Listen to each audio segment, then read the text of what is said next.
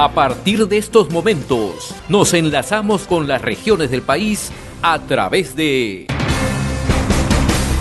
Conexión Perú. Te informamos y te acercamos al Perú. Lo anunciado ya está en comunicación con Conexión Perú en RCR, el doctor Martín Belaúnde Moreira, ex congresista de la República, es decano del Colegio de Abogados de Lima, analista en temas de política nacional e internacional. Estimado doctor Martín Belaúnde, qué gusto saludarlo, ¿cómo está usted? Muy bien, mi querido José Hernández, aquí me tienen las órdenes suyas para conversar de los temas que usted considere más convenientes.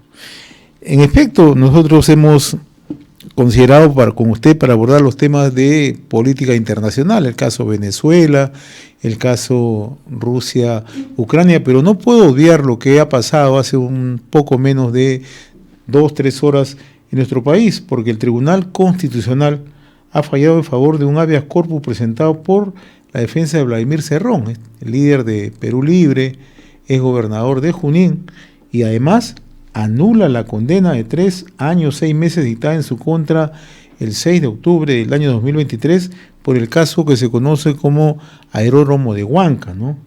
Además, el Tribunal Constitucional indica en la resolución que la justicia ordinaria odió pronunciarse sobre un recurso de excepción de la acción penal presentada por el procesado, en este caso Vladimir Cerrón, y emitió sentencia. Me gustaría conocer un primer comentario sobre este tema, por favor, doctor Martín Belaúnde, como abogado. Bueno, estoy totalmente sorprendido. Me parece que es una sentencia que yo diría que va en contra de la seguridad interna del Perú y de la tranquilidad política del Perú. Y la verdad es que un comentario que yo podría hacer es: ¿cuántas sentencias condenatorias tiene el señor Cerrón?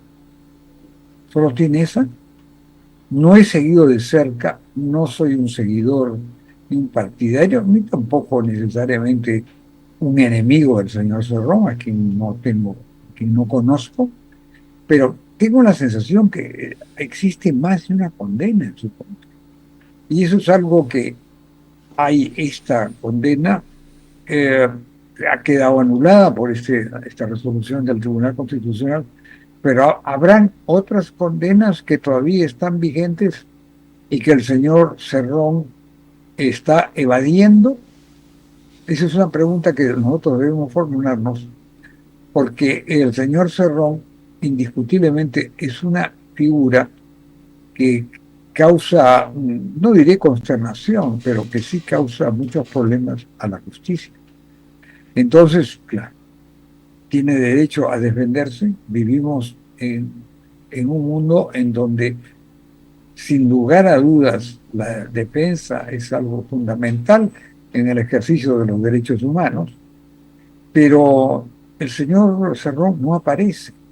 Esta condena se ha anulada, pero ya podría aparecer. Sin embargo, no aparece. Entonces, eso significa que existen otras condenas. ¿Cuál es la relación del señor Cerrón con su antigua correligionaria, la actual presidenta de la República, la señora Dina Boluarte? Eso es algo que habría que saber. En todo caso, yo creo que el Ministerio Público, de un lado, y de otro lado el Ministerio de Justicia, que es el nexo del Poder Ejecutivo con el Poder Judicial, podrían informar a la opinión pública de un asunto que indiscutiblemente la inquieta y que tiene una influencia, sin lugar a dudas, muy importante respecto de la vida política del país. ¿Para usted esto genera inseguridad jurídica? Sí, indiscutiblemente genera inseguridad jurídica, pero no me gusta pronunciarme de algo que solo he conocido muy referencialmente, que no lo he seguido tan de cerca y que además, como le he dicho y lo repito, tengo la sensación que no es la única condena que tiene en su haber el señor Vladimir Cerrón. Bien, vayamos entonces a temas de panorama ya internacional. El caso Venezuela, ¿cómo está observando, a propósito un poco ya de la relación que va a tener con Estados Unidos, con el gobierno de Donald Trump, también la relación que a futuro va a tener el gobierno de Maduro con Rusia. ¿Cómo está mirando el caso de Venezuela ya en el panorama internacional? Yo veo el caso de Venezuela como una gran interrogante que perjudica, yo diría que perjudica el régimen jurídico, no solo en el ámbito estrictamente hablando de Latinoamérica, sino también mundial. ¿Qué cosa es Venezuela? Venezuela es una dictadura que está siendo ejercida por el actual presidente Nicolás Maduro Moros, su actual vicepresidente, el señor Diosdado Cabello, y algunas otras personas más, que se vieron obligados a convocar a una elección el día 28 de julio del presente año, coincidente con nuestra fiesta nacional, elecciones en las que salieron ampliamente derrotados. Sin embargo, como el gobierno venezolano es una dictadura y controla el equivalente del ente organismo electoral, que aquí se llama Jurado Nacional de Elecciones, creo que ahí en Venezuela se llama Consejo Superior o Consejo Electoral Nacional, pero que desempeña en esencia las mismas funciones. El presidente de ese organismo, al cabo de un tiempo, sin mostrar las actas, proclamó presidente electo al señor Nicolás Maduro Moro en una fórmula en la que lo sigue el señor Diosdado Cabello. Se ha tratado, sin lugar a dudas, de una maniobra, de un gravísimo fraude en perjuicio del señor Edmundo González Urrutia, que ganó ampliamente las elecciones, de acuerdo a las actas que han sido mostradas en un 70-80% y quizás algo más a la opinión pública del mundo. El organismo electoral venezolano lo único que ha podido demostrar es su arbitrariedad y la existencia de una tiranía que usurpa el poder en Venezuela y quiere seguir usurpándolo a partir del próximo 10 de enero del año 2025. Entonces, eso es una situación totalmente irregular. El gobierno venezolano convocó a esas elecciones de acuerdo a algunos convenios, algunos entendimientos que sostuvo con el todavía gobierno de los Estados Unidos que preside el señor Joe Biden.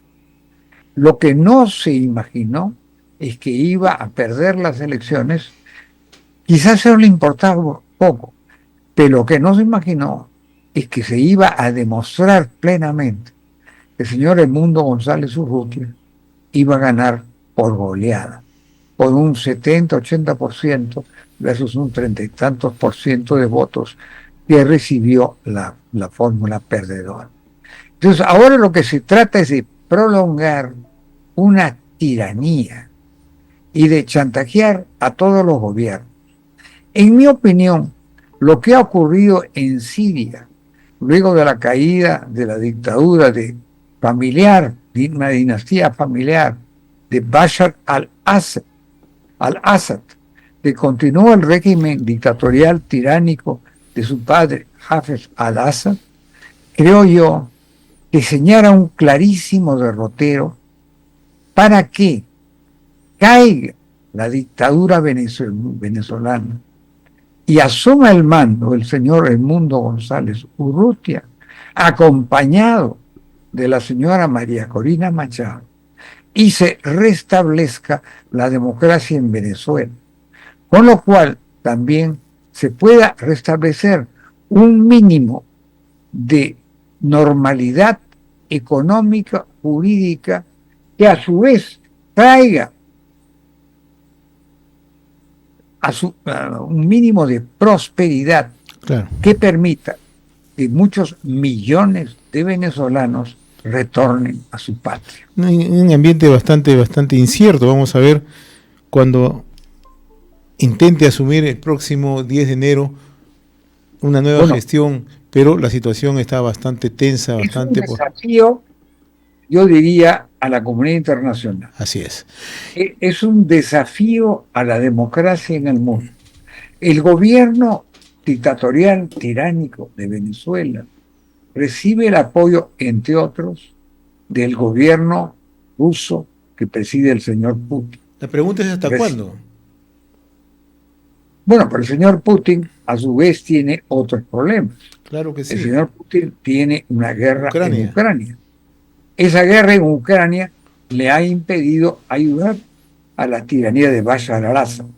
Yo creo que ahí tenemos un derrotero.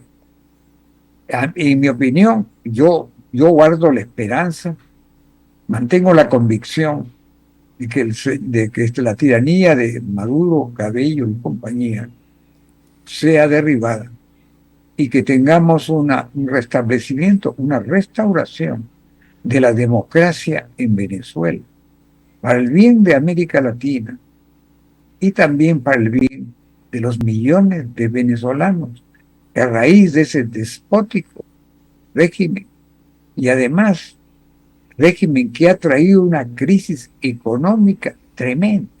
Venezuela es un país que es uno de los países del segundo o tercer país del mundo con más reservas petroleras, y que sin embargo ha disminuido radicalmente su producción petrolera. Ahora, doctor, echemos una mirada a lo que ocurre, y lo tocaba usted tangencialmente hace un momento, el tema de Ucrania, Rusia.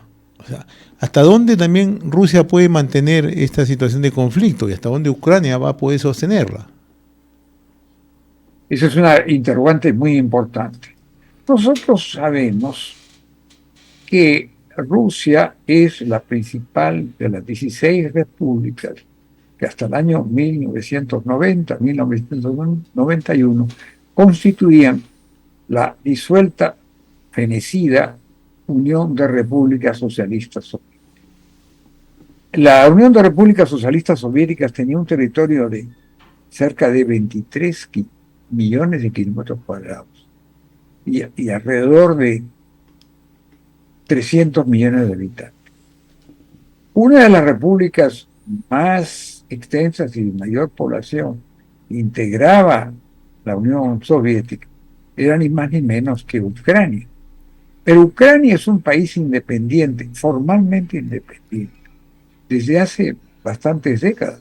Nosotros debemos tener en cuenta que cuando se fundaron las Naciones Unidas en el año 1945, Ucrania, junto con Bielorrusia y la Unión Soviética, fueron uno de sus 3 fundadores.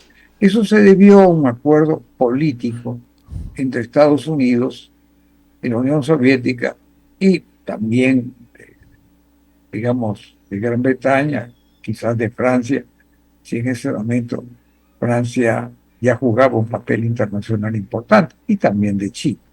Nosotros sabemos que el Consejo de Seguridad de las Naciones Unidas está integrado por Estados Unidos, está integrado por Gran Bretaña, está integrado por Francia, está integrado por China, en estos momentos la República Popular China, y también, por Francia. Entonces, estos 5 países son los 5 miembros permanentes del Consejo de Seguridad, y las resoluciones del Consejo de Seguridad, que son resoluciones que obligan a todos los miembros de las Naciones Unidas, en estos momentos 193, en materia de amenazas a la paz, quebrantamientos a la paz y de agresión, requieren un mínimo de votos de 15 votos. Y dentro de esos 15 votos, por lo menos los 5 votos de sus miembros permanentes. Entonces, Rusia es un miembro permanente porque Rusia sucedió a la Unión Soviética cuando la Unión Soviética se disolvió en el año 1991. Pero eso hizo que emergiera literalmente, materialmente, la independencia de Ucrania.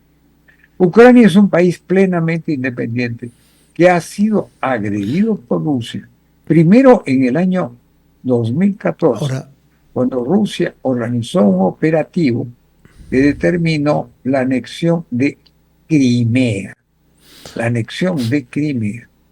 por parte de Rusia. Y luego, más adelante, ya en la década del 20, esta agresión de Rusia contra Ucrania comenzó en febrero del año 2022 y que continúa aún. Ucrania ha obtenido el apoyo militar, el apoyo económico, fundamentalmente de los Estados Unidos y si seguirá manteniendo... y de la OTAN también, ¿no? Ahora, ¿se seguirá manteniendo este apoyo en la era de Donald Trump?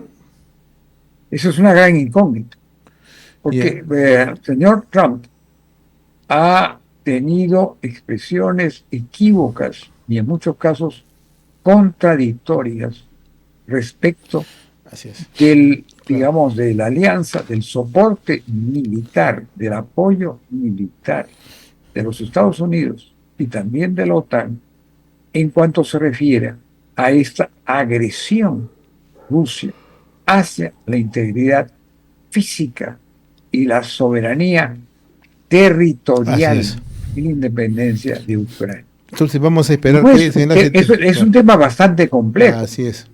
Yo no creo que el señor Trump, cuando asuma el gobierno, la presidencia de Estados Unidos, el próximo 20 de enero, pueda decir a la manera de un Múnich moderno: señores de Rusia, tomen ustedes Ucrania y hagan con ella lo que quieran.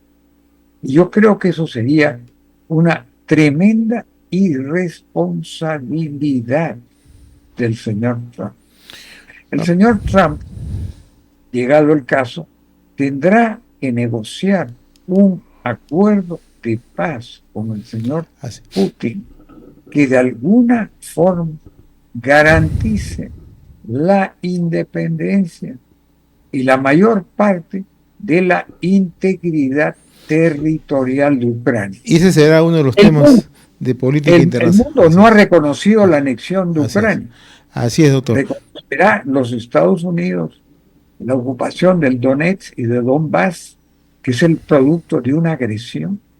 La agresión es un crimen internacional, así declarado por una resolución de la Asamblea General de las Naciones Unidas del año 1974. Así es, al margen de que ni Estados Unidos ni Rusia sean parte del Tribunal Penal Internacional, que ha incorporado el contenido de esa resolución como, digamos, el delito de agresión. Así es.